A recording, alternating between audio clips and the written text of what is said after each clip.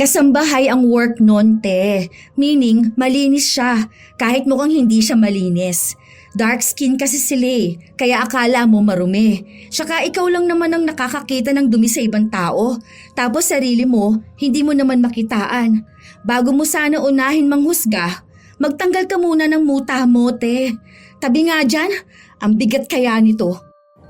Huwag ka makikikain ng pansit mamaya ha. Hindi talaga, dahil alam ko na kung paano nila lulutuin yun. Malamang sa maruming pamamaraan.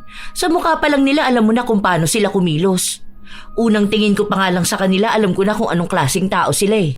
Hindi ka Diyos na lumalang sa mga tao para malaman mo kung anong klaseng tao sila. Kilalanin mo ng hustong iba bago ka humusga dahil tandaan mo, te, iba ka rin sa paningin nila pero hindi lahat ng tao nauunang husgahan ka. Yun sana ang tandaan mo. Sa hirap na pinagdaraanan ng bawat tao, wala tayong karapatan bigyan sila ng pangalan dahil lang sa tingin natin yun na sila. May dahilan kung bakit sila ganyan at hindi natin alam kung ano yun. Libre lang, maging mabait. Sadyang may mga tao na mapanghusga. Pinangungunahan ng salita ang pagkilala sa isang tao kahit na hindi pa naman nila ito kinikilala. Ganon ang pag-uugali ni Monica. Mas pinipili niyang husgahan agad ang ibang tao. Dahil sa ganong ugali, mararanasan niya ring maparusahan gamit ang itim na kapangyarihan. Magagawa pa kaya niyang makita ang pagkakamali niya o hahayaan na lang niyang sakupin siya ng kaparusahan na ipinataw sa kanya? Mayumi, tago mo yung cellphone mo. Hawakan mo ring maigi ang bag mo. Umayos ka ng upo. Usog ka rito, dali. Ha? Bakit naman, te? Anong meron? Wala namang gaanong tao. Wala ring sasakay. Yung naroon sa dulo. Ayun o, yung nasa likod ng driver. Mukha yang hindi ba pagkakatiwalaan. Tingnan mo, mukhang adik. Grabe ka naman, te. Mukha naman siyang maayos na tao. Marumi lang yung suot niya dahil baka mamaya nagtatrabaho yan sa construction. Mukhang pagod nga rin siya, oh. Hindi naman siya mukhang adik. Ay basta, sundin mo na lang ang sinasabi ko. Baka mamaya bigla yang pumara tapos hablutin niyang cellphone mo. O kaya yung bag mo. Mahihirapan tayong habulin yan. Sundin mo na lang ako. Noong una, ayaw pakinggan ni Mayumi ang kanyang ate, pero si Monica na mismo ang kumuha ng cellphone ng kapatid, lalo na noong bababa na ang lalaki. Kapit na kapit talaga ang dalaga sa mga gamit niya na halatang hindi niya hahayaan ang sino man na makuha ito sa kanya. Noong nakababa na silang magkapatid, sa kanya ibinigay ang cellphone ni Mayumi. Nainis pa nga nung una si Mayumi, lalo na at may kausap siya nung mga sandaling kunin ng kanyang ate ang cellphone niya. Dalawa lang silang magkapatid, 5 taon ang agwat, pero magkasundo naman sa halos maraming bagay. Maliban na lang sa naiibang pag-uugali ni Monica na halos lahat ng tao sa paligid niya ay pinaghihinalaan niya. Yun din ang ugali na pinapabago sa kanya ng kapatid. Si ate naman, para kang ewan dyan. Para kang praning sa lahat ng tao. O ano, na-scam ka na ba? Parang iisang mukha lang kasi nakikita mo sa mga tao eh. Palaging masama. Nag-iingat lang ako, no? Alam mo naman ang mga tao sa paligid natin. Aminin mo man sa hindi, kahit na sino pwedeng gumawa ng krimen. Kaya gusto ko rin kayong iiwas sa kapahamakan. Lalo na ikaw, parang halos lahat ng tao pinagkakatiwalaan mo. Naghihinala din naman ako sa iba pero hindi naman ganyan sa ginagawa mo na lahat talaga as in ha. Pero ikaw, kahit saan ka magpunta lahat ng tao, hinuhusgahan mo na agad. Makita mo lang na may mali yun na agad sila. Makita mo lang na kakaiba, may masasabi ka na. Hindi to masama, lalo na kumpara to sa pag-iingat natin. Tara na, bumili na tayo ng ireregalo kay mama. Gusto nun gold na necklace. Bilisan mo maglakad. Yung bag mo hawakan mo maigi. Tingnan mo ang daming tao rito, baka may mag-snatch niyan. Ayusin mo nga yan. Pinagsasabihan lang kita lalo na sobrang lala ng panahon ngayon. Sa mga araw na lumipas, kung sino-sinong tao na ang nahusgahan ni Monica. Kakilala man niya o hindi. Nagtatrabaho siya sa isang malaking kumpanya at kahit na ganon, wala siyang nagiging kaibigan dahil ayaw niyang kumilala ng iba. at mas lalong ayaw niyang magtiwala sa kanila. Isang araw, napansin niyang may bagong lipat sa kanila. Sino na naman kaya yan, ano? Baka mamaya killer yan. Kumbaga nagtago lang dito. Pwede kasi yung ganun eh. Killer sa QC magtatago? Te, kapag killer sa probinsya yan dapat magtago para walang gaanong tao. At walang gaanong access sa social media. Walang nakakakita sa kanila. Nagtago ka pa kung doon ka pupunta sa madaling puntahan. Ano ka ba? Wala naman sigurong tanga na kriminal, ano? Pwede pa rin naman talaga. Baka bagong labas lang sa kulungan. Tingnan mo nga yung lalaki. Sobrang payat. Baka adik pa yan. Yung babae, okay naman, medyo bata pa. Feeling ko kasing edad ko lang yun o mas matanda sa akin, ganun. Pero parang medyo may something din eh. Duda ko sa dalawa na yan. O ano, kapag payat, adik na? Hindi ba pwedeng may sakit lang siya? Hindi naman sa ganun. Kasi, ayan o, tingnan mo siya. Kaya doble ingat ha. Lagi magsasarado ng pinto. Ikaw, tanga ka pa naman. Kapag umuwi ka, hindi ka nagsasarado agad. Minsan bukas pa yung bintana mo. Hindi naman siguro yan papasok sa bahay, no? Sa dami ba naman ng CCTV na pinalagay mo, te? Kahit lamok, makikita mo ilan yung pumasok. Saka, ilan na lang yung nakalabas ng buhay. Okay mo naman? Nag-iingat lang. Pwede naman kasi tayong mag-ingat nang walang kasamang panghuhusga, no? Kawawa naman yung tao. Mamaya lumipat lang sila dito dahil kailangan nila ng maayos na bahay. Malay mo naman kaya siya ganyan, kasi may pinagdaraanan. Hindi mo naman pwedeng sabihin kung ano ang isang tao base sa itsura lang niya eh. Don't judge a book by its cover nga, di ba?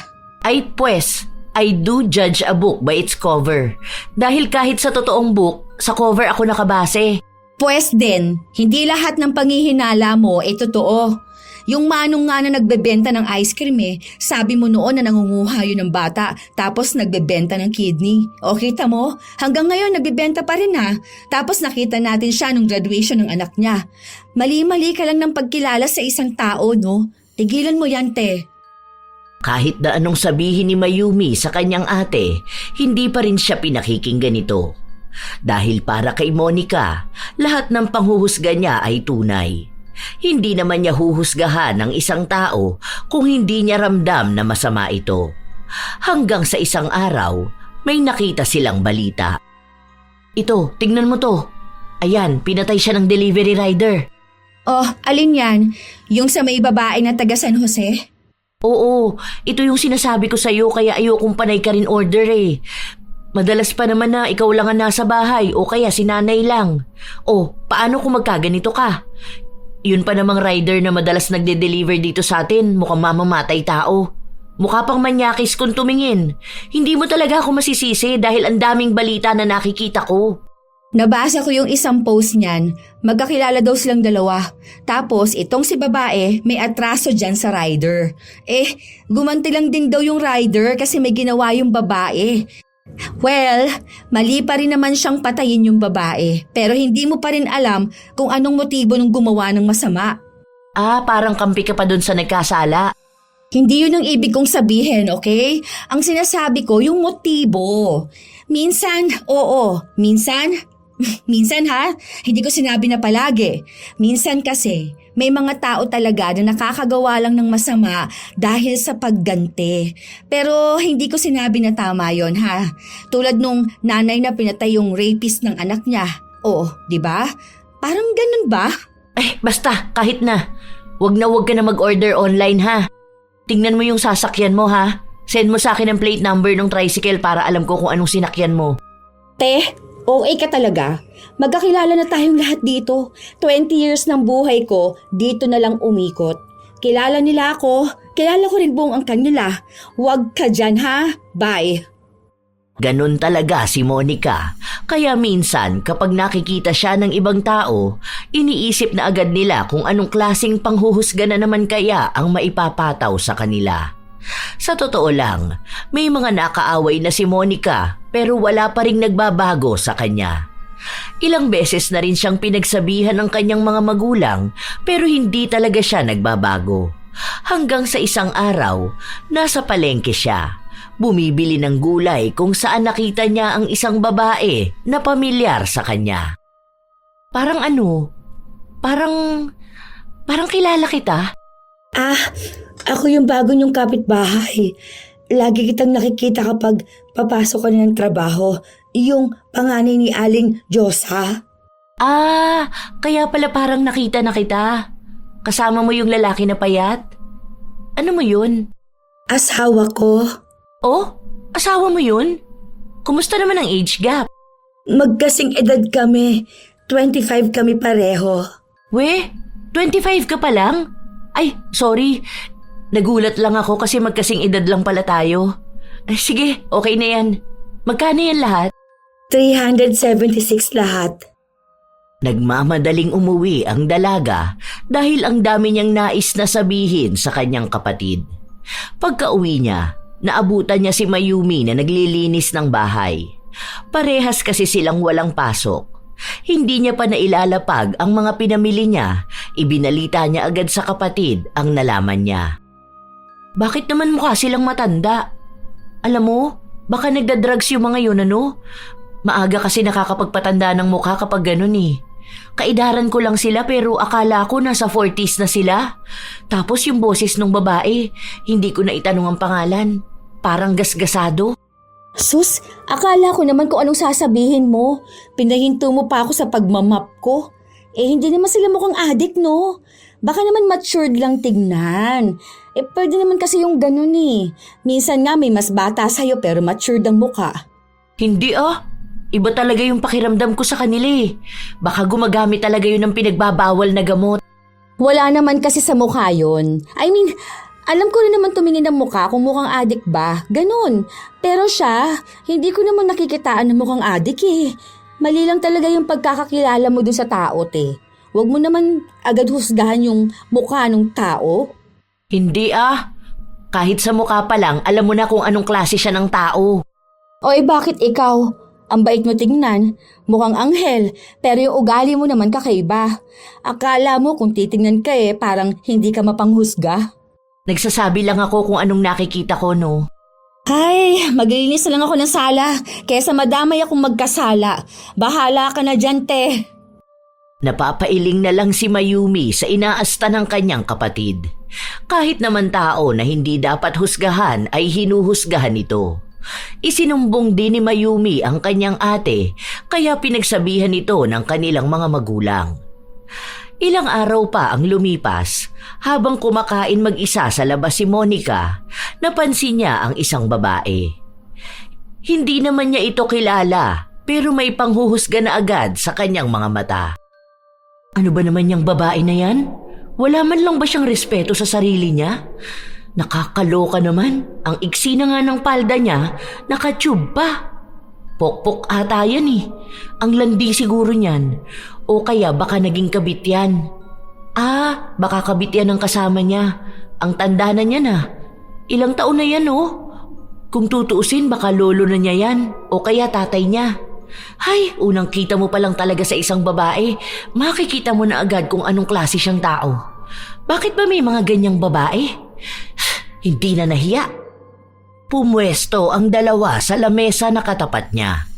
Hindi na siya nagsasalita pero sa utak niya puno na ng panghuhusga sa babae.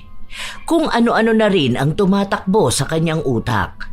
Kung paano maging malandi ang babaeng hindi niya kilala at kung paano ring magloko ang lalaki sa asawa nito para lang pumatol sa isang babaeng bayaran.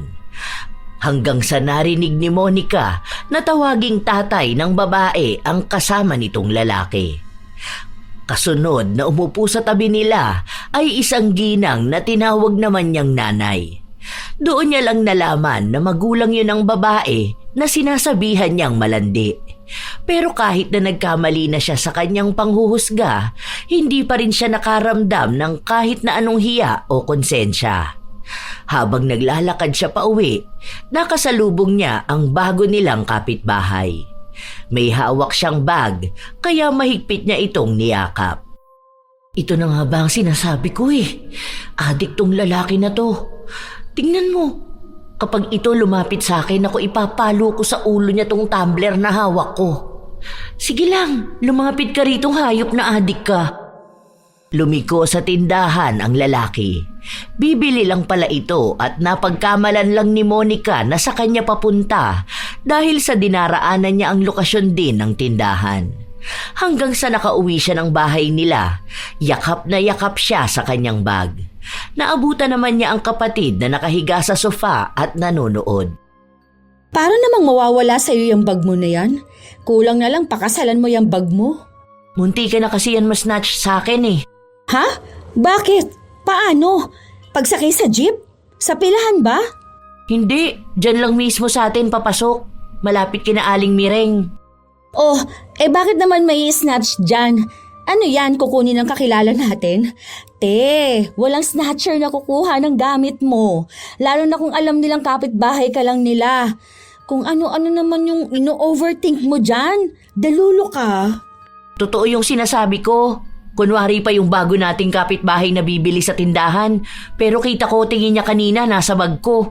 Over naman yan sa pagbibintang. Yung asawa na naman yan ni Thea, no? Ewan ko kung sino siya. Basta yung adik din na babae. Malamang kapag adik, kahit sino tinatalo nun. Saka ilang buwan pa lang sila dito, no? Baka kaya bagong lipat sila kasi nga may kaso sila. Mukha silang kriminal. Grabe ka naman magsalita sa mga yun. Ewan ko talaga ha kung hindi ka makahanap ng katapat mo. Diyan sa ugali mong yan, aba, maraming maiinis sa'yo niyan. Grabe kang manghusga ng tao eh. Wala namang ginagawa sa'yo. Aba, alangan namang hintayin ko pa na may gawin sa akin. Nag-iingat lang ako, no? Iba ang panahon na to. Lahat kayang gumawa ng masama. Lalo na yung mga mukhang kriminal. Okay, sige. Sabi mo yan eh. Patuloy na nagsasalita si Monica habang ang kapatid niya naman ay nagpatugtog na lang. Magkaiba talaga ang kanilang ugali. Ayaw na ayaw ni Mayumi na nanghuhusga kaagad ng ibang tao, lalo na't kung ang basehan lang ay ang itsura o ang pinagmulan. Dahil hindi nakikita ng mga mata ang pinagdaraanan ng ibang tao. Kung ano ang hindi nila sinasabi o kung ano ang mga laban nila sa buhay. Sa mga araw na lumipas, ang palaging pinupuntirya ng panghuhusga ni Monica ay ang mag-asawang bagong lipat lang. Isang hapon, noong nasa bahay lang siya at naglilikom ng mga sinampay, pansin niyang wala ang isa niyang paboritong damit. Nagduda na agad siya. Sakto pa nung palabas ng bahay si Thea, agad din itong bumalik. Nagmamadali pa. Ipinasok na muna ni Monica ang mga damit bago niya pinuntahan ang kapitbahay. Bakit, be? Alam ko kinuha mo yung damit kong nakasampay. Ha? Nakasampay saan? Malamang dyan sa sampayan namin. Ilabas mo na yon. Makikita ko pa rin naman yon kapag sinuot mo eh. Ha? Wala akong kinukuha. Hindi ko naman ugali na manguha ng gamit ng iba. Saka ano naman ang gagawin ko dun? Bakit nagmamadali kang pumasok kanina nung nakita mo akong nangunguha ng sinampay? Kitang-kita ko yun. Kalalabas mo lang tapos biglang pasok sa bahay nyo. Sinasabi ko sa'yo para maging maayos tayo rito, ilabas mo na yon. Nagmamadali akong pumasok dahil nakalimutan kong patayin yung kalan. Hindi naman kita nakita kanina. Tsaka wala akong kinukuhang damit dyan sa sampayan ninyo. Hayaan mo na. Makikita ko rin naman yon kapag ginamit mo. Kilala ko lahat ng gamit ko, no? Hindi na pinatulan ni Thea ang dalaga. Habang nagtutupi ng damit si Monica, wala siyang ibang ginawa kundi ang magsalita ng masasakit tungkol sa kapitbahay nila. Kinutyanan niya ang lahat dito, sa pisikal na itsura, hanggang sa klase ng bahay nila, ang itsura ng asawa, maging ang trabaho nito. Maya-maya pa, dumating ang kapatid niya. Oh, te, bakit naman nagsasalita ka dyan mag-isa? Okay ka lang ba talaga? Hindi. Naiinis kasi ako dyan kay Thea. Ano na naman bang ginawa niya sa'yo? Sa susunod kapag magsasampay kayo, bantayan nyo ha. May kawatan tayong kapitbahay. Ano na naman ba yan? May pinagbibintangan ka na namang tao. Paano? Kanina, di ba kinukuha ko nga to mga sinampay. Pansin ko nawawala yung damit kong binili natin sa mall. Yung kulay brown na may hati dito sa gilid. Tapos parang patsyub siya dito sa kabila. Tanda ko yun na nilaban eh. Tapos nung nakita niya ako nagliligpit ng mga damit, ayun, bumalik papasok sa bahay nila. Kinumpronta ko. Ang sabi ba naman sa akin, nakalimutan niyang patayin yung kalan. Kung di ba naman gawain ng mga kawatan ng magsinungaling. Yung binili natin? Di ba hindi mo naman yun pinasampay sa labas? Kamo hindi yun pwede maarawan, baka mag-fade yung kulay. O doon mo yun sinampay sa kabilang kwarto teka. Ayan nga nakahanger pa dyan. Ayan ba yun? Sinilip ng dalaga ang sinasabi ng kapatid niya. Doon niya nakita ang damit na hinahanap niya. Hindi ito nawala. Nakalimutan niya lang na doon niya pala nailagay. Humingi ka na sorry, te. Kawawa naman yung tao. Kinumpronta mo pa. Hindi ka pa nasiyahan na husgahan yung itsura nila. Pinagbintangan mo pa talaga na magnanakaw. Ikaw tong hindi alam kung anong ginawa mo sa mga gamit mo. Bakit? Masisisi mo ba ako na nagduda agad ako? Paano ba naman kasi? Bakit siya biglang magmamadali nung nakita niya ako? Ibig sabihin nun, kinabahan siya. Malay mo naman, hindi ka niya nakita. Tapos naalala niyang hindi niya napatay yung kalan. Ganun ako minsan Kapag yung utak ko biglang nakaalala ng gagawin ko, nagmamadali din ako tapos hindi ko na alam kung sino mga taong nasa paligid ko. Kasalanan mo yan. Kasi pinangunahan mo agad ng panghuhusga. Kawawa sa'yo mga tao talaga. Mag-sorry ka, huy. Hindi humingi ng tawad si Monica dahil para sa kanya, wala naman siyang naging kasalanan. Ilang araw pa ang lumipas. Ang dami niyang taong nahusgahan, pero kahit na napapatunayan niyang mali siya, hindi niya pa rin inaamin na mali nga siya. Walang paghingi ng tawad. Hanggang sa dumating ang isang araw, may kapitbahay sila na nanghihiram ng pwedeng paglutuan ng handa para sa anak nito na may kaarawan noong araw na yon. Ay, hindi kami basta nagpapahiram ng kaserola, be. Hindi kasi pwede yung ganon. Kasi baka magkahawahan ng sakit Sumagot ang babae na wala naman daw silang sakit at noon pa man nanghihiram na sa kanila ng gamit. Sakto na wala sa bahay ang mga magulang ni na Monica at siya lang ang naiwan sa bahay kaya sa kanya nagsabi. Hindi talaga. Ayoko Si mama kasi maawain. Pero hindi niya alam kung ano yung risk kapag nagpapahiram ng gamit sa ibang tao. Kahit na hindi niyo sabihin, halata naman na may sakit kayo. Yung anak mo sobrang payat, tapos ikaw naman nangingitim yung ilalim ng mga mata mo. Hindi naman sa panghuhusga ko Kung ano yung nakikita ko, yun lang din naman ang sinasabi ko. Pasensya ka na, hiram ka na lang sa iba. Hindi na umapila pa ang babae dahil alam niyang hindi pa rin naman siya pakikinggan ni Monica. Mabilis na lumipas ang oras hanggang sa nakauwi si Mayumi kasama ang mga magulang nila. Ma, saan dito? Itong malaking lutuan ba? Oy, saan mo yan dadalhin? Tumawag kasi si Ate Ani kanina. Ang sabi niya, nanghihiram daw siya sa'yo kanina kaso hindi mo pinahiram. Wag na yan, hayaan mo siya. Dapat kasi kapag alam nila na gusto nila maghanda, bumili sila ng gamit nila. Hindi yung nanghihiram sila. Minsan lang naman yun manghiram, te. Tsaka nagbabalik naman sila. Mukhang may sakit yun Ang papayat nilang pamilya. Baka mamaya mahawaan pa tayo. Payat na talaga yung lahi nila. Walang sakit yun, no? Mas healthy pa nga sila kesa sa'yo. Saka mukha silang marumi. Parang hindi naglilinis, ganun. Kaya malamang kapag nagpahiram sa kanila, marumi lang din ibabalik. Kasambahay ang work nun, te. Meaning, malinis siya, kahit mukhang hindi siya malinis. Dark skin kasi sila kaya akala mo marumi.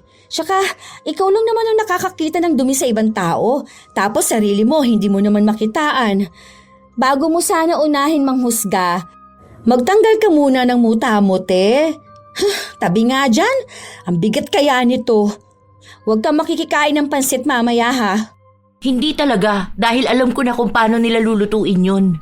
Malamang sa maruming pamamaraan. Sa mukha pa lang nila alam mo na kung paano sila kumilos. Unang tingin ko pa nga lang sa kanila alam ko na kung anong klaseng tao sila Hindi ka Diyos na lumalang sa mga tao para malaman mo kung anong klaseng tao sila.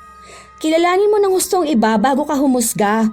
Dahil tandaan mo, te, iba ka rin sa paningin nila, pero hindi lahat ng tao nauunang husgahan ka. Yun sanang tandaan mo. Sa hirap ng pinagdaraanan ng bawat tao, Wala tayong karapatang bigyan sila ng pangalan dahil lang sa tingin natin yun sila. May dahilan kung bakit sila ganyan at hindi natin alam kung ano yun. Libre lang ang maging mabait. Then, libre lang din naman manghusga. Bakit? Kailan ba tumama ang panghuhusga mo? Hindi palagi, pero may tumatama. Ibig sabihin lang nun, tama pa rin akong kumilala ng iba. Ay, ang hirap mong kausap, te. Yan dapat ang hinuhusgahan. Hindi na nakipagtalo pa si Mayumi sa kanyang kapatid.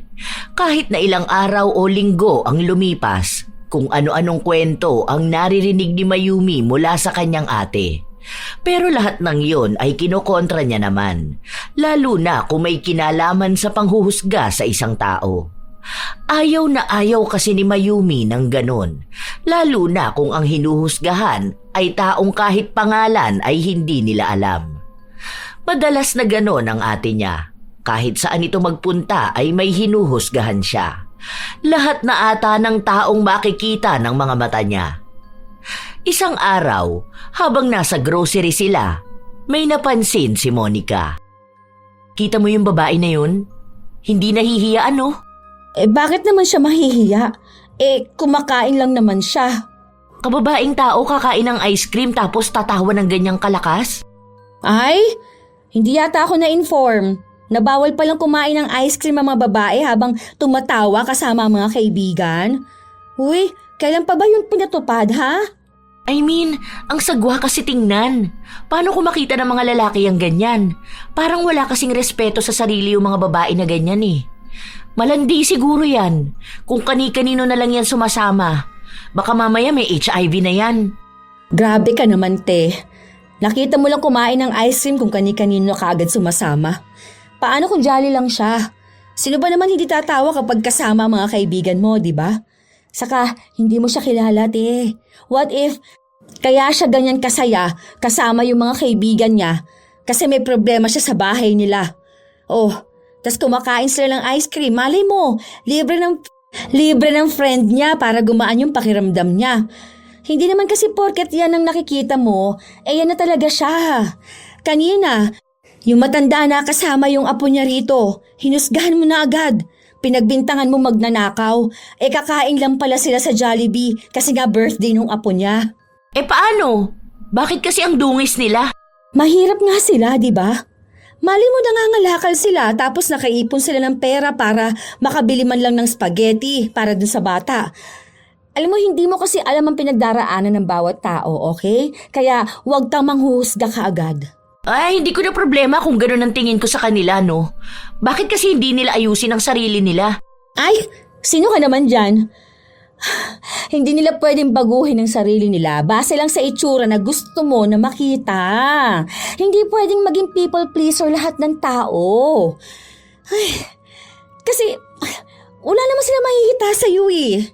Hindi ikaw ang dapat pasayahin nila, kundi yung sarili nila. Suotin nila yung tingin nilang maganda sila, hindi yung tingin mong maganda para sa kanila. Buhay nila yun, te. Hindi mo buhay, okay? Umirap lang si Monica bago siya nagpatuloy sa pila. Pero maging ang cashier ay hindi nakaligtas sa kanya. Noong natapos na sila, sinabi niya sa kapatid na mukhang may kakaiba sa babae na yon. Ha? Something? Oo, may something. May konti, sinto-sinto, ganun. Kita mo sa actions niya parang hindi siya makakilos ng maayos. Tapos parang alam mo yung hindi siya makatingin ng direkta sa tao? Ay sus, mahalin mo naman ganun lang talaga siya. Yung mga something na yan, o kaya may kinalaman sa mental kineme na yan, mga doktor lang sa isip ang pwedeng mag-diagnose, okay? Hindi mo pwede i-diagnose ang sakit ng isang tao base lang sa kung anong nakikita mo sa kanya. Ay, tara na nga te, umuwi na lang tayo. Kesa naman may mga tao pang mahusgahan dito. Nakakaloka ka talaga kasama sa labas. Sana si mama na lang talagang sinama ko. Buti pa yun kahit magastos, hindi naman mapanghusga. Pinagpipilitan pa rin ni Monica kung ano ang sinabi niya. Isang araw, may nakuha na naman silang balita sa isa nilang pinsa na nagkaroon ng problema sa pinansyal. Hindi pa naman ito naaakusahan sa kasong ipinapataw sa kanya. Pero mukhang may hatol na agad sa kanya si Monica. Ang sabi nga, di ba, na pagbintangan lang. Kinukuha pa yung CCTV. Base naman doon sa statement ng iba nilang mga katrabaho, wala ngang kinalaman si Kuya Dennis. May imbitasyon na nga. Ibig sabihin yan, meron na talaga siyang kaso. Mahuhuli na yan. Kaya nga problemado sila, di ba? Hindi yan. Naniniwala pa rin akong hindi magagawa ni Kuya Dennis na magnakaw. Ang bait kaya nun. Tapos matalino at madiskarte rin sa buhay. Nadamay lang siguro yun. Kung matalino yun, hindi yun gagawa ng masama. Duda ko noon pa na matalino siya. Binibida lang naman siya palagi ni Tita Angel. Pero ang totoo noon, hindi siya matalino. Ay, sa bagay, kapag sa school pwede ka namang mandaya eh. Kung tropa mo yung professor mo, o kaya mangungodigo ka para tumaas ang grades mo. Ganun lang yun. Magaling siya sa mga diskarte, kaya nga siguro magaling din siya magnakaw. Kaya dati nung nakikitira siya dito sa atin, naku ayoko talaga. Kita mo yan, paano kung tayo naman ang nanakawan, ha? Kayo pa naman palaging maawain. Hindi nyo alam kung anong kaya ng isang tao. O ayan. Lumalabas na naman ang pagiging OA mo. Maging OA na lang ako, basta wag lang talaga akong maloloko ng mga tao sa paligid ko. Teka, may tao yata sa labas. May kumakatok. Sino kaya yun? Huwag mong buksan, baka mamaya masamang tao yan. Boses ni Thea. Ako na nga ang kakausap sa kanya. Nako, kasi kapag ikaw ang haharap sa tao, huhusgahan mo talaga, sigurado yun. Sabi nga nila bakit nga raw kakaiba ka tumingin? Kasi tinitingnan mo raw talaga mula ulo hanggang paa. Ganun ka ba talaga, te? Hindi kumibo si Monica. Umupo lang siya sa sofa habang ang kapatid niya ang humarap kay Thea. O, te, bakit? May kailangan ka ba? Meron kasi akong ito, sinalihan ko to. Ano siya? Work ko rin siya sa mga promo, ganun. Gusto mo bang bumili? Promo, saan yan? Sa salon. Diyan lang sa Prumsi Beauty Salon. Ah, dyan sa bayan. Paano ba yan? Magkano naman to? Bale, yan? Bibilhin mo yan tapos ipapakita mo sa kanila doon.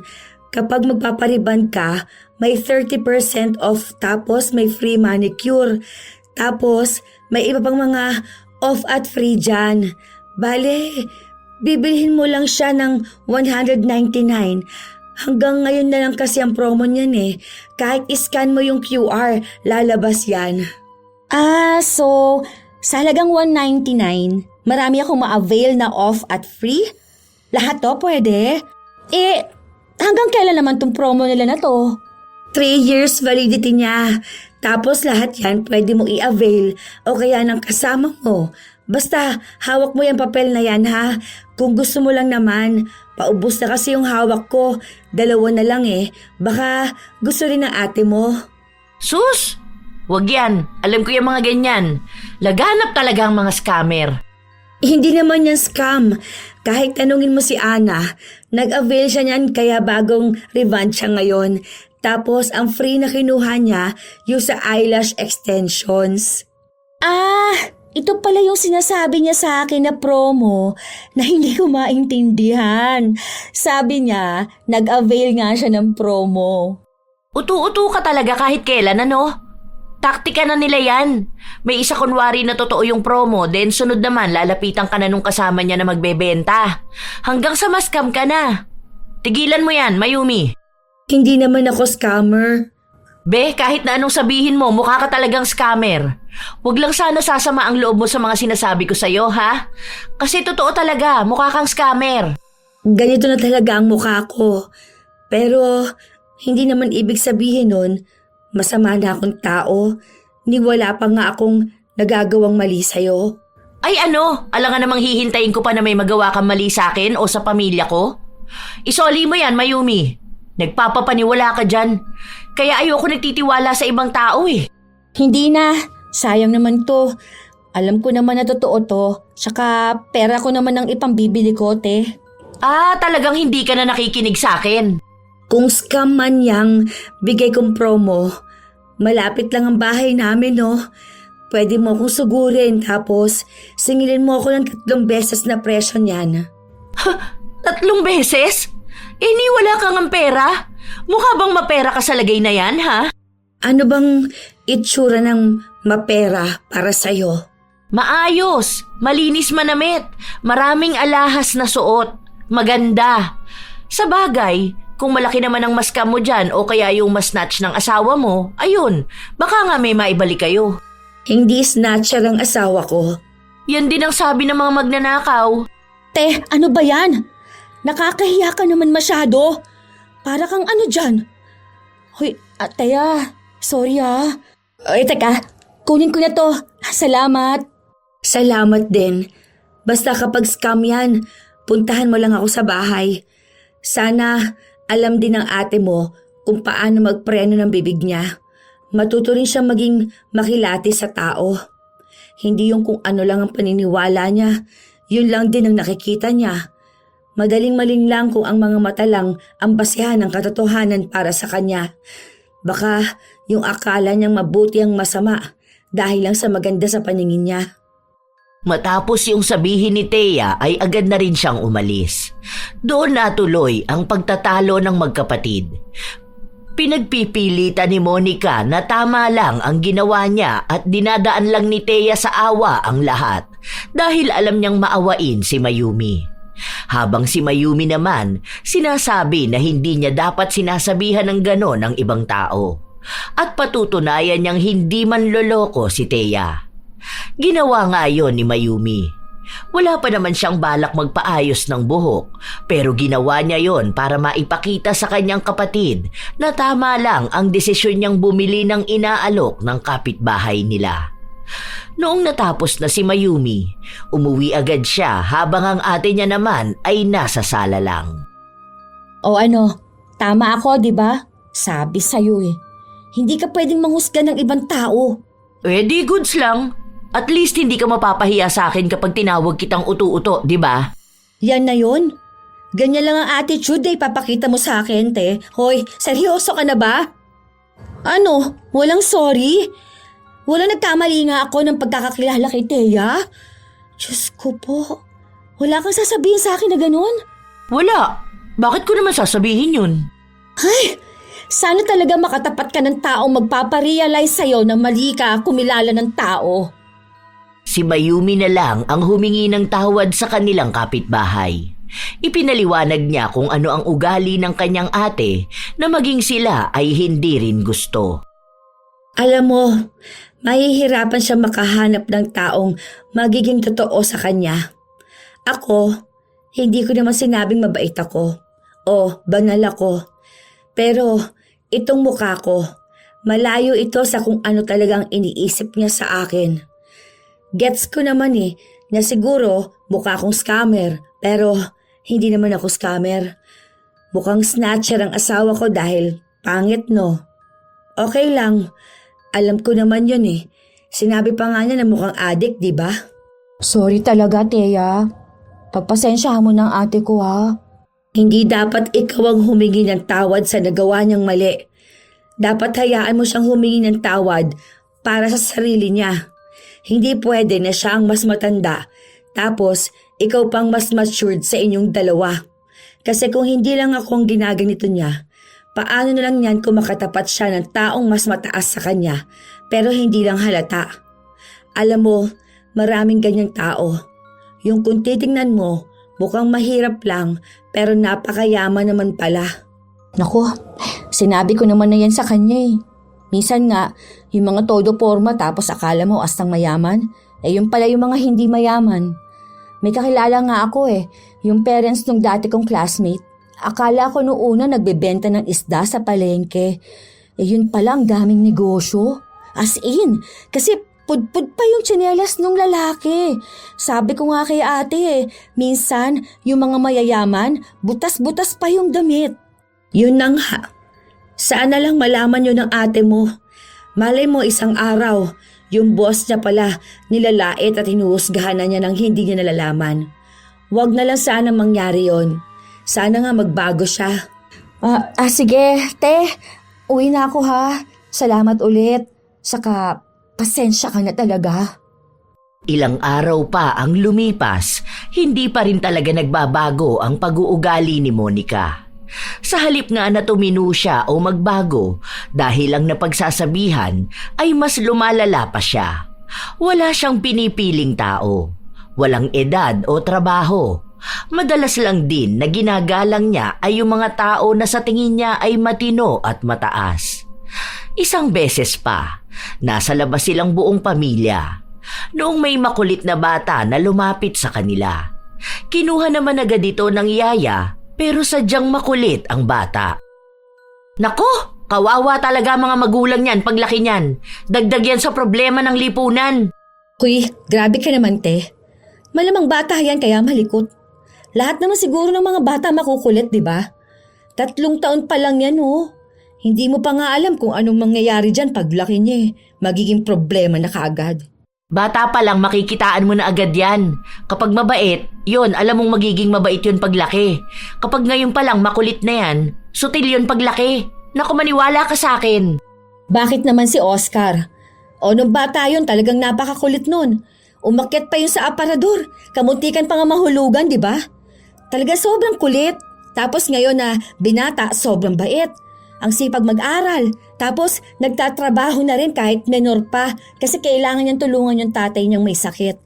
Kaya hindi mo talaga pwedeng husgahan ang bata tapos i-predict mo ang future niya na para bang manghuhula ka at may tarot cards ka dyan sa harapan mo.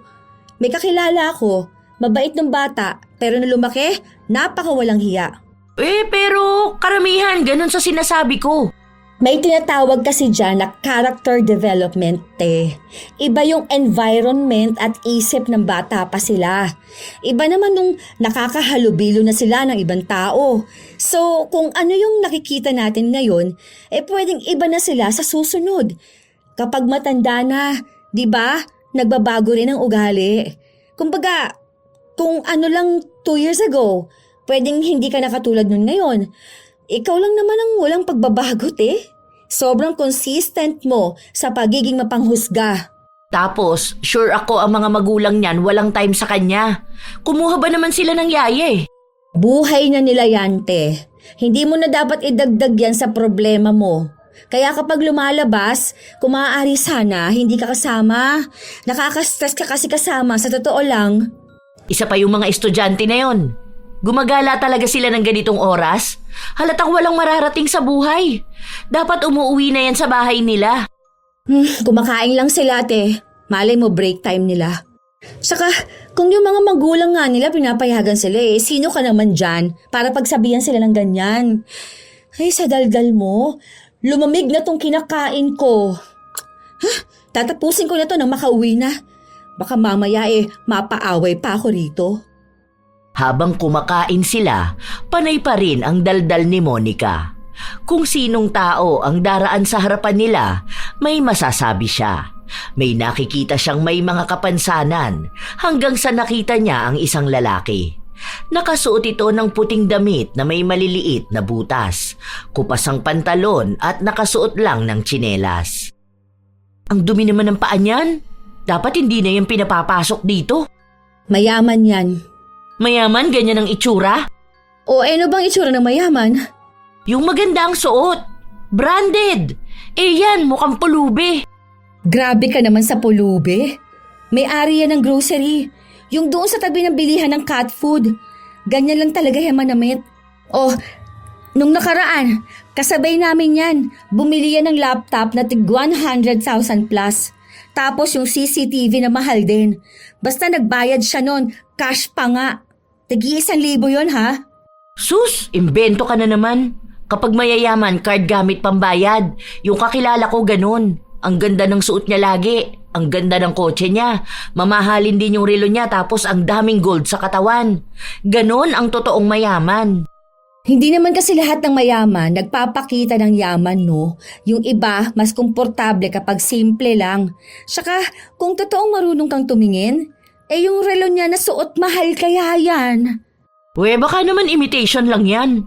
Baka napulot niya, tapos sinuot niya kahit hindi gumagana. Hindi natapos ang pagtatalo ng magkapatid hanggang sa nagpatuloy silang gumala. Kung sino-sino na lang din ang hinuhusgahan ni Monica. Para bang wala ng ibang ginawang tama ang mga tao sa paligid niya. Ilang sandali pa, tumigil sila sa isang pwesto kung saan naroon ang gustong laptop ni Monica. Kapag ako talaga yumaman, bibiling ko kaagad yan. Ang mahal niyan. Grabe specs kasi niyan eh. Bagong labas yan, nasa 170k yan. Ngayon siguro medyo bumaba kahit 10k. Pangarap ko talaga yan. Habang pinagpapantasyahan ng dalaga ang pangarap niyang laptop, kinuha ito ng lalaki na kaninang hinusgahan niyang pulubi. At kitang-kita mismo ng mga mata niyang binili ito. Nakaramdam siya ng hiya pero hindi niya pinahalata sa kapatid. Umalis na rin agad siya. Ang pangarap niyang matagal niyang pag-iipunan, ganun lang kadaling nabili ng taong walang maayos na kasuotan. Linggo na ang lumipas. Nasa bahay si Monica.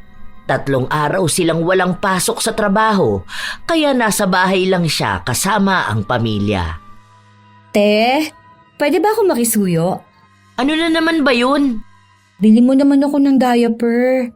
Anong gagawin mo sa diaper? Kapag malakas ang mens ko kasi, hindi to kaya ng napkin lang. Nakalimutan kong bumili sa grocery nung malaking napkin. Kaya sige na, bilisan mo na ate ha. Oo na. Ito na nga eh. Yung large ate ha. Tapos paabot na rin ako ng gunting para guntingin ko yung gilid. Thanks. Walang ganang lumabas ang dalaga pero siya lang naman ang pwedeng lumabas. Habang nasa tindahan siya, saka naman dumating si Thea kasama ang asawa niya. Sakto noon na inilapag ni Monica ang kanyang pitaka. Noong kukunin na niya, hindi na niya makita sa pinaglapagan niya. Yung wallet ko, ilabas niyo na yun.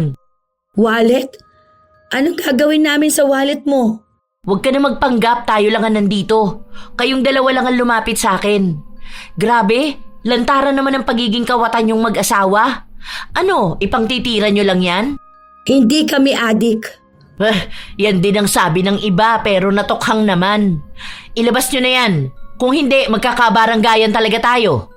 Ewan ko na lang kung hindi lumabas lahat ng kaso na pinagtataguan nyo. Mukha ba kaming kriminal? Tinanong mo ba talaga? Wala kaming kinukuha sa'yo. Tigilan mo na nga yung pagbibintang mo. Hindi kami magnanakaw. Sa aura nyo pa lang ramdam ko ng mga kawatan kayo. Ganyang itsura sa asawa mo yung mabibilis ang kamay sa kubaw. Tapos ikaw, kasabwat ka. Para kunwari, bibili ka kaya hindi ko mamamalayan na nawawala na pala ako ng gamit. Ilabas nyo na yon. Sinasabi ko sa inyo. Malaking pera laman nun. Kung ayaw nyo ng gulo, umayos kayong dalawa. Patang-pata na kayo, oh. Halata na lobat na kayo. Kaya magnanakaw na lang kayo para ano? Para makabili ng drugs nyo? Hindi ko gusto yung mga pinagsasabi mo. Wala akong pakialam. Mas hindi ko gusto yung pagiging magnanakaw nyo. Wala kaming ninakaw. Hindi kami adik. Hindi kami masamang tao. Ganito na talaga ang mukha namin pero hindi ibig sabihin nun, ganun kami sa iniisip mo. Mas masama nga pa nga ugali mo eh. Maganda nga yung suot mo, malinis yung balat mo, ang ganda mo. Pero yung ugali mo, ang palpak. Hindi ka nga adik sa droga, pero adik ka naman manghusga. Galit na galit si Monica. Maraming masasakit na salita siyang sinabi sa mag-asawa. Namura niya nga rin ang mga ito, pero hindi siya pinatulan ng dalawa.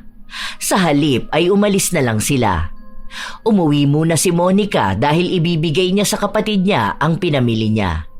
Magpapasama rin siya sa barangay para ipatawag ang mag-asawa na kumuha ng pitaka niya. Pero paglabas ni Mayumi ng banyo, bit-bit nito ang pitaka na nawawala sa kanya. Saan mo nakuha yan? Ay nagulat nga ako eh, andoon sa plastic na inabot mo sa akin. Nawawala yan kanina eh. Kinuha ng mag-asawa. Tingnan ko nga kung may laman pa. Kumpleto naman ang pera ko. Sino mag-asawa? Teka, naku ha, huwag mong sabihin si Thea. Buti naman na ibalik to. Siguro nilagay nila sa plastic para hindi ko sila kasuhan. Natakot sila, pinahiya ko ba naman sila doon sa tindahan eh. Te, nakakahiya ka naman. Sila ang nakakahiya. Mga adik kaya nagnanakaw na lang sila sa kapwa nila. Hindi naman tama yung ganon ano. Baka naman naipasok mo lang sa plastic nang hindi mo namamalayan. O tapos namahiya ka pa ng tao. Alam ko na yun ang ginawa nila, no? Natakot talaga sila sa akin. Nakita nilang palaban ako at hindi basta-basta magpapatalo. Palibasa talaga kapag mga adik, mga magnanakaw Napapailing na lang si Mayumi dahil sa ginawa ng kanyang ate. Sa mga araw na nagdaan, palagi pa ring nagkakaroon ng problema si Monica sa mag-asawa kahit na wala naman itong masamang ginagawa sa kanya. Para bang kahit na anong gawin ni Natea, nakikitaan niya ng mali. Isang araw, nagising na lang si Monica na ang dami niyang butlig-butlig sa mukha at katawan. Nagpunta siya ng ospital pero pamahid lang muna ang ibinigay sa kanya. Kasunod na araw, natuyo ang mga butlig pero nag-iwan ito ng maiitim na marka na nagpadumi sa kanyang katawan. Hindi lang yon ang problema niya dahil may kakaibang amoy ang lumalabas sa kanyang katawan. Kasabay pa na ang buhok niya ay naging buhaghag at kitang-kita ang malalaking balakubak. Nung pauwi siya sa trabaho, wala siyang masakyan kaya nag-book na lang siya ng motor. Pero nung pasakay na siya, sinabi ng driver na kanselahin na lang niya dahil mukhang hindi niya kayang isakay si Monica. Baka raw may nakakahawa itong sakit. Hindi naman nakakahawa tong sakit ko. Saka wala akong sakit, no? Ang kapal naman ng mukha mo. Masyado kang judgmental na tao. Ikaw nga amoy putok Saka halata sa mukha mo naman nyakis ka. Dapat di ka nalang magtrabaho ng ganito kung maarte ka. Buwisit to. Gusto ko lang naman makauwi. Hindi siya pinakinggan ng driver. Kaya wala siyang nagawa kundi ang sumakay ng jeep. Habang nakaupo siya, nakikita niya ang itsura ng mga taong kasakay niya. Lahat sila ay may mapanghusgang tingin. May pandidiri na para bang nakakahawa ang anumang nasa katawan niya. Anong tinitingin-tingin niyo dyan, ha? Ang papangit niyo naman. Ikaw, mukha kang may sayad.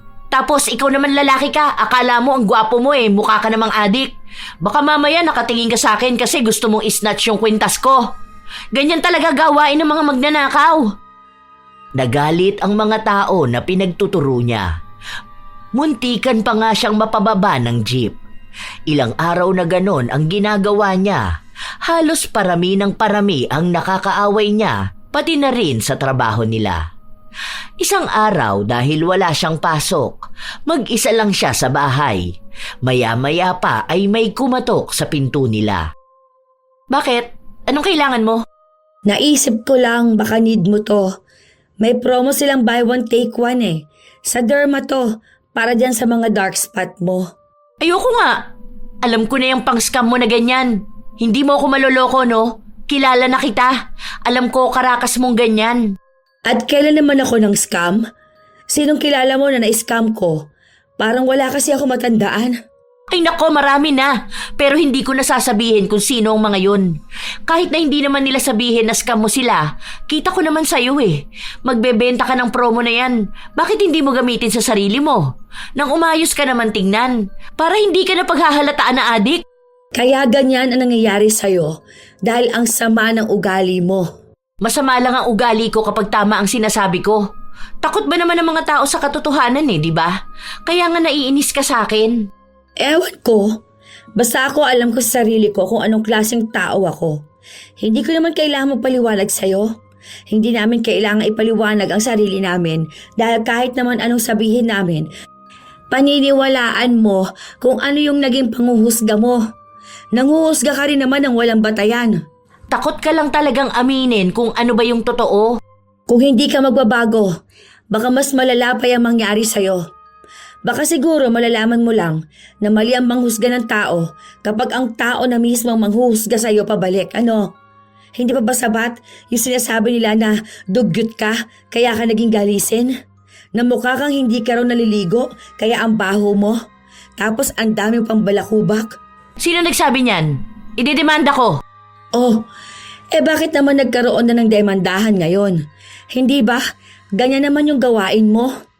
Hindi ka nga namin dinemanda nung pinagbintangan mo kami adik. Nung sinasabi mo, kami ang nagnakaw ng wallet mo. Dahil wala naman kayo pera pandemanda, di ba? Paano mo nasabi?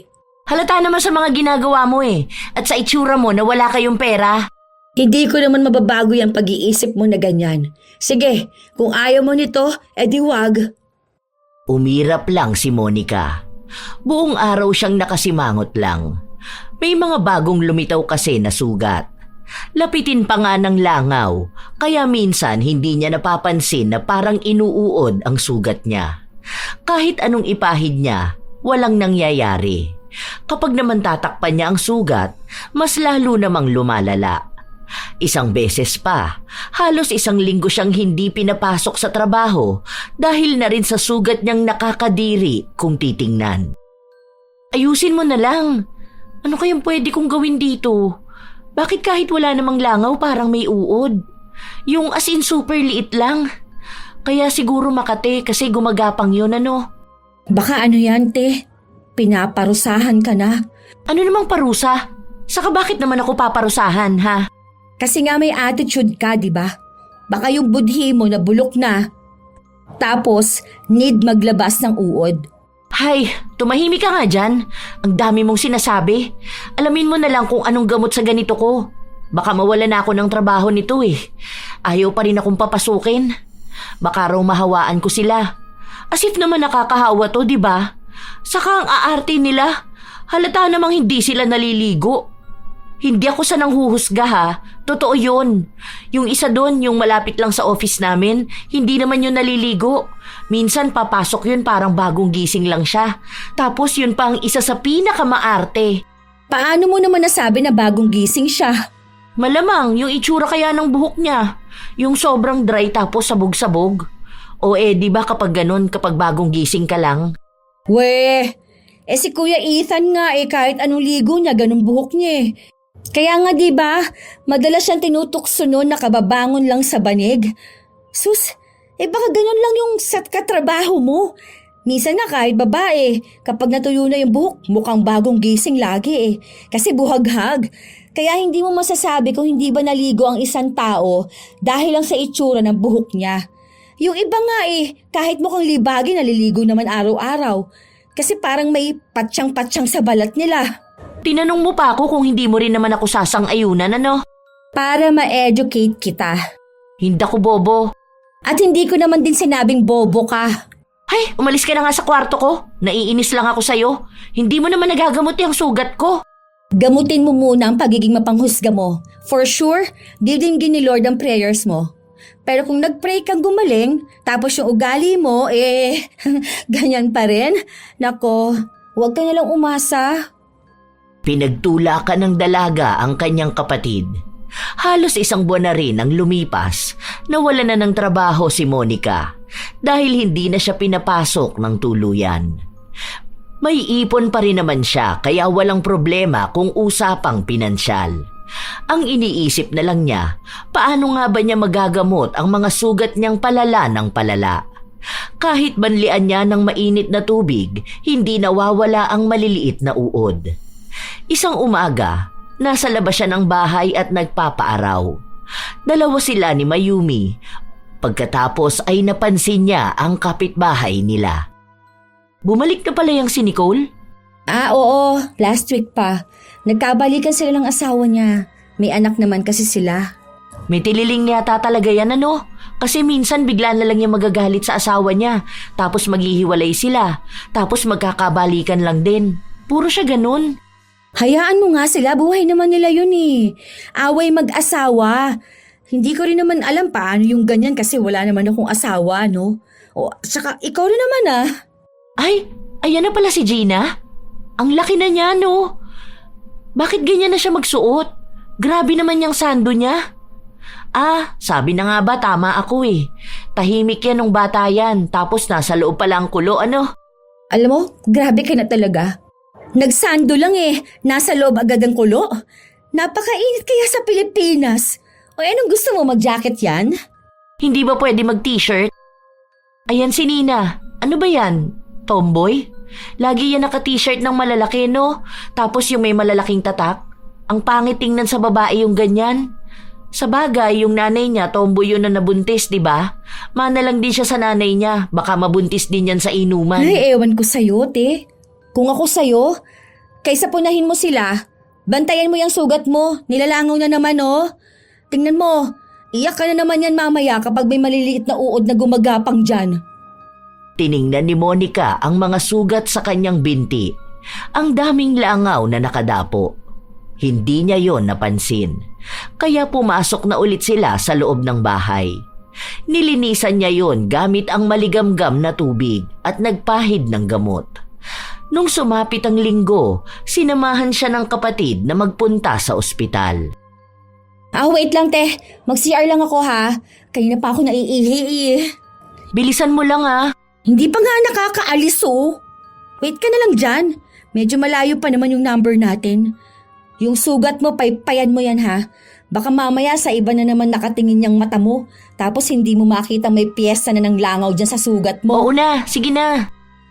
Katulad nga ng sinabi ni Mayumi, napabayaan na naman ni Monica ang pagbabantay sa kanyang sugat dahil abala siya sa pagtingin sa mga taong nasa paligid niya. Dahil doon, napuno na naman ng langaw ang kanyang mga sugat.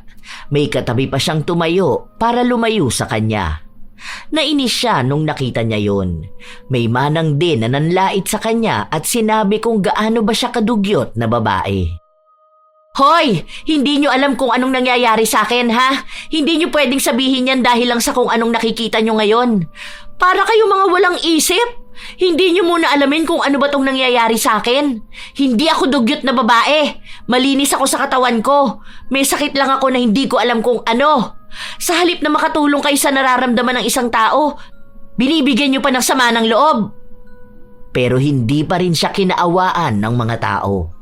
May nagsabi pa nga sa kanya na siguro ay hindi niya inaalagaan ng maayos ang kanyang sarili, kaya ganun na lang ang kinahantungan ng kanyang katawan. Hindi lang isang tao, kundi halos lahat ng naroon ay nagsalita ng masasakit sa kanya. Hindi na niya matiis kaya tumayo na siya at umalis. Doon niya nasalubong ang kapatid. Oh, bakit umalis ka naman sa pila? Malapit ka na ba? Ayoko na. Uwi na ako. Tara na, umuwi na lang tayo. Bakit? Ano ba kasi nangyari, hoy? Hoy, ano ka ba? Ba't umiiyak ka? Paano? Bakit naman kasi ganun sila sa akin, ha? Bakit ang dami nilang sinasabi tungkol sa akin? Ni hindi nga nila alam kung ano bang pinagdadaanan ko. Naghihirap din naman ako, no? Nanghuhusga na agad sila. Di bali sana kung yung mga tingin nila sa akin, yung mga naririnig kong masasakit na panghuhusga, nakakatulong sa paggaling ko. Kaso, hindi eh. Mas lalo lang silang nagpapalala. Ewan ko, bakit ba ang sama nila? Bakit ba ganun sila sa akin? Alam mo, te, naaawa ako sa'yo sa totoo lang. Pero kasi, hindi mo ba gets? Parang parang alam mo yun, pinaparamdam sa'yo yung pinaparamdam mo noon sa ibang tao. Ano na naman ba yung sinasabi mo? Di ba ganyan ka rin naman? Nanghuhusga ka ng tao kahit hindi mo pa naman alam kung anong pinagdaraanan sa buhay? Hindi alam kung ano meron sa buhay niya kung bakit siya ganun. Kung ano lang din yung nakikita mo, yun na lang din naman ang pinaniniwalaan mo. Bakit? Sobrang hirap ba? Masakit sa puso, no? Kasi kung ganyan yung reaction mo, malamang masakit talaga. Tapos, ganyan yung pinaparamdam mo sa ibang tao. Ganyan talaga mismo. Baka kaya yan nangyayari sa'yo para buksan yung isipan mo. O ayan, no? Dinala ka sa sitwasyon nila para alam mo yung nararamdaman nila. Bilang isang taong mapanghusga na ngayon hinuhusgahan na. Siguro naman, baka kahit kaunti may natutunan ka. Hindi nakakibo si Monica. Hanggang sa makauwi sila, panay lang siya iyak. Nawawala na siya ng gana at pag-asa. Pero may suporta pa rin siyang nakukuha sa pamilya niya. Alam niya sa kanyang sarili na yun na ang pinakamabigat na pangyayaring napagdaanan niya. Damay na ang lahat. Ang utak niya, ang katawan, ang emosyon at maging ang pananampalataya niya. Doon niya naisip ang maraming bagay. Bumalik sa kanya ang mga sinabi sa kanya ng kapatid at ng pamilya niya tungkol sa mga tao na nasaktan niya dahil sa pagiging mapanghusga. Doon niya napagtanto na lahat nga ng tao ay may pinagdaraanan. Kilala man niya sa pangalan o hindi, mayroong laban na sila lang ang lumalaban. Kaya bakit niya nagawang husgahan ang isang taong hindi naman niya natulungang lumaban sa buhay? Binase niya lang lahat sa kung ano ang nakikita ng kanyang mga mata. Isang araw, habang kumakain sila, bigla niyang nabanggit ang nasa isip niya. Ang hirap pala talagang mahusgahan, ano? Yun bang alam mo naman sa sarili mong wala kang nagawa? O kaya alam mong hirap na hirap ka na, tapos yung mga tao sa paligid mo, ang alam lang nila ay yung nakikita nila. Ay, wow! Legit ba yan? Ang alin? Yan! Yung realization mo. Kasi hindi ako sanay. Baliw ka. Oo nga. Nitong mga nakaraan bigla ko na lang yung naisip. Kasi ang nakikita ko lang kung ano sila mismo. Pero isang bahagi lang pala yun ng buhay nila.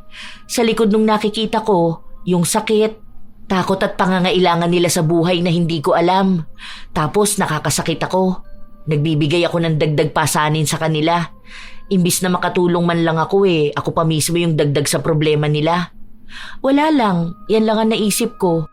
Siguro kasi nga napagdaanan mo rin. Oo, nakita ko na ang dali lang para sa isang tao na manghusga pero napakahirap unawain kung bakit ganun ang isang tao. May nabasa nga ako na bawat tao may kanya-kanyang pinagdaraanan sa buhay. Yung kasabay mong tumawid sa kalsada, pwedeng may problema siya sa pamilya. Yung nakasakay mo sa jeep uuwi kasi namatayan. Yung isang nakasabay mong bumili ng pagkain, yun pala yung unang beses niyang magbibigay ng reward sa sarili niya dahil nakaya niyang lumaban sa buhay. Yung kung sino mang nakita mo lumalaban sa sakit o kaya kagagaling lang sa sakit. Ganon. Sobrang lawak ng mundo. Sobrang daming nangyayari sa bawat tao. Kaya hindi mo pwedeng sabihin kung anong klase siyang tao dahil siya lang ang nakakakilala sa sarili niya. Sa totoo lang ay natutuwa ang pamilya ni Monica sa inaasta niya, sa mga napagtatanto niya nitong mga nakaraang araw. Dahil doon, nakikitaan din nila na nagiging mabuti na si Monica. Hindi man ganun kabilis at perpekto, nakikitang may pagbabago sa pag-uugali niya. Hindi na niya hinuhusgahan ang bawat taong nakikita niya. May kakaiba man o pangkaraniwan. Mas inuuna niyang isipin na bawat reaksyon o ugali ng tao ay may pinanggagalingan. Mag-iisang taon ng ganon ang kalagayan ni Monica. Nahihirapan na siya, pero hindi pa rin siya nawawalan ng pag-asa. Isang araw, nagpunta sila sa simbahan para magpatulong ulit sa pagdarasal na bumuti na siya. Nananalig siya sa kapangyarihan ng Diyos, nagagaling siya sa anumang dinaramdam niya. Nung pauwi na sila, nasa lubong niya pa si Thea kasama ang asawa nito. Thea, wait lang. Bakit? May kailangan ka ba sa akin? Wala naman. Sana, hihingi ako ng tawad sa nagawa ko sa'yo. I mean, sa inyo ng asawa mo. Yung panghuhusga ko sa inyo. Yung pagbibintang ko na ninakaw nyo ang wallet ko. Alam ko na hindi nyo yun ninakaw dahil kasalanan kong hindi ko napansin na inilagay ko pala sa plastic. Hindi ko alam kung bakit parang paus ka magsalita o kung bakit ang payat ng asawa mo. Tapos tinawag ko pa kayong adik. Tapos snatcher. Sorry ha. Sorry din sa pagtawag sa yung scammer. O kung anumang mga naitawag ko sa inyo na hindi tama. Sorry. Patawarin mo ko. Wala na yon. Hindi rin naman ako nagtatanim ng sama ng loob sa ibang tao. Saka nakikita ko naman na nagbabago ka na talaga. Sana nga totoo na yan. Sana rin tuloy mo yung ganyan. Kasi sa totoo lang, makikita mo kung gaano makabuluhan ang mundo kapag nilawakan mo ang pananaw at pag-unawa mo. Yun na nga rin ang napansin ko. Ang dami kong nakita na noon hindi ko nakikita. May mga paliwanag pala talaga sa lahat ng bagay. Sana mas lalo din tayong magkakilala para maging magkaibigan tayo. Para din makakuha ko ng maraming promo at discount sa kung saan-saan. Nagtawanan silang dalawa na para bang yun na ang simula ng pagkakaibigan nila. Ilang linggo pa ang lumipas, palaging nagdarasal si Monica na gumaling na siya. Gusto na niyang makalabas ulit at makita ang mundo. Doon na rin nila unti-unting nakikita na umaayos na ang kalagayan ni Monica. Hindi nila sigurado kung sadyang parusa yon o may taong gumawa ng pambabarang sa kanila. Basta ang alam na lang ng dalaga, bumabalik na ulit ang kanyang sigla. Tingnan mo medyo okay na siya no? Hindi na siya yung parang may lalabas na uod. Ano? Meron pa bang lumalabas na uod? Wala naman akong nararamdaman. Hindi na rin naman ako nilalapitan ng langaw. Tingnan mo, patuyo na ang mga sugat ko, di ba? Oo, marks na lang talaga ang tatanggalin mo dyan. Kapag magaling na talaga yan, bili ka na lang ng Kojic. Puputi ka na ulit niyan. Saka sana pati yung budhi mo. Loko ka! Lagi mo akong inaasar! Joke lang. Pero alam mo, happy naman ako na maayos ka na. Sana wag ka na ulit-uulit na maging mapanghusga ha. Kaya hindi ka nagkakaroon ng boyfriend eh. Hoy, ang galing mo naman. Magkakaroon na ako, no? Ay, buti naman. Para hindi ka tumandang dalaga, no? Nako, kapag ikaw tumanda kang dalaga, huhusgahan talaga kita na kaya ganon kasi masama ang ugali mo. Titingnan din pala natin kung makukuha ng anak mong ugali mong ganyan, halaka. Hindi na. Wala nang magiging mapanghusga sa pamilyang to. Siguro meron pa rin pero slight lang. Doon na nagsimulang maghilom ang mga sugat ni Monica. Sa panahon ngayon, inaalagaan niya pa rin ang sarili niya para mawala na ang mga marka. Pumupusyaw naman na yon pero nakikita pa rin ang ilan. Pero wala na siyang ibang pinoproblema. Naging magkaibigan na rin silang dalawa ni Thea. Ang dami nilang napag-uusapan tungkol sa kung ano-anong mga bagay sa buhay nila. Naging magkakilala sila ng husto at doon lang din talaga naunawaan ni Monica ang mga panghuhusga na ginawa niya noon. Nakaramdam siya ng awa, kaya lagi siyang humihingi ng tawad kapag naaalala niya yon. Nagkaroon na rin ng bagong trabaho si Monica kung saan naging kasundo niya ang mga kasama niya. Doon niya rin nakilala ang lalaking naging nobyo niya. Si Mayumi naman, nakapagtapos na rin ang pag-aaral at mas lalo silang naging magkasundo na magkapatid. Minsan talaga, may mga tao na inuuna ang panghuhusga. Inaakala nila na kilala na nila ang isang tao base sa kung ano lang ang nakikita ng kanilang mga mata. Pero hindi nila alam kung ano ang masamang dulot nito, hindi lang sa kanila kundi maging sa taong hinusgahan nila. Tunay na lason ang panghuhusga. Bago magsimulang husgahan ng kapwa, unahin muna ang mag-isip. Hindi lahat ng tahimik ay may itinatago at hindi lahat ng kakaiba ay masama ang intensyon. Minsan, ang pinagmumula ng kakaibang kilos ay pagod, takot o sakit na hindi natin nakikita. Maging maingat sa pagbibigay ng opinyon. Hindi lahat ng iniisip natin ay kailangang sabihin at hindi lahat ng napapansin ay kailangang bigyan ng kahulugan. Ang pag-iingat ay iba sa panghuhusga. Maaari tayong maging mapagmatsyag ng hindi naninira at maging maingat ng hindi nanlalait. Ang tunay na talino ay marunong kumilatis ng sitwasyon, hindi agad humahatol sa pagkatao. Matutong makinig bago magdesisyon. Ang pakikinig ay pintuan ng pag-unawa. Kapag binigyan natin ng pagkakataon ng isang tao na magsalita, mas nagiging malinaw ang kabuuang kwento. Doon natin mauunawaan na may dahilan ng bawat kilos at may pinanggagalingan ang bawat pagkakamali. Hindi ito nangangahulugan na kinukonsinti ang mali, kundi binibigyan ng dignidad ang tao sa likod ng pagkakamali. Kapag puno ng hinala ang isip, nawawala ang kapayapaan ng puso. Ngunit kapag pinili ang pag-unawa, nagkakaroon ng katahimikan at mas magaan na pakikitungo sa kapwa. Tandaan na lang na hindi natin alam ang laban na pinagdadaanan ng bawat isa. Kaya mas mabuting maging mahinahon sa salita at mapagpakumbaba sa pagtingin. Ang mundo ay mas magiging magaan kung mas marami ang uunawa kaysa huhusga.